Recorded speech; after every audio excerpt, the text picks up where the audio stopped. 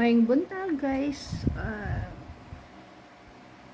Naka-experience na ba mo anang pagmata ninyo sa buntag niya? Magpitok-pitok ra inyong mata. Na wala mo kabalo unsay una himuon. Lami ibalik og tulog.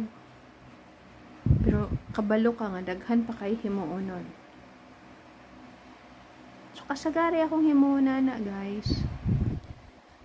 I-blank ko dyan ako akong una-una. Masking mga 5 minutes.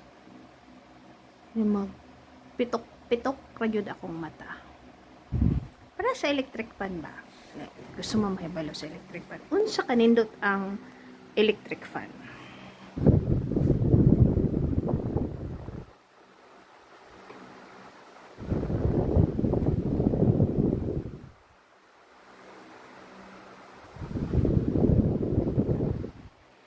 Diba guys? Ang electric fan. Kalma ra kaayo siya.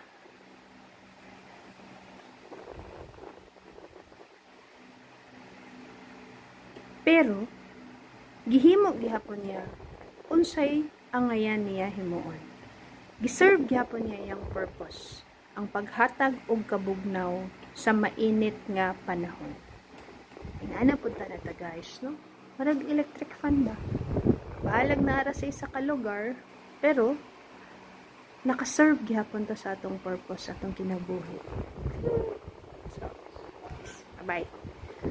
Maglungag sa ako. Buntag!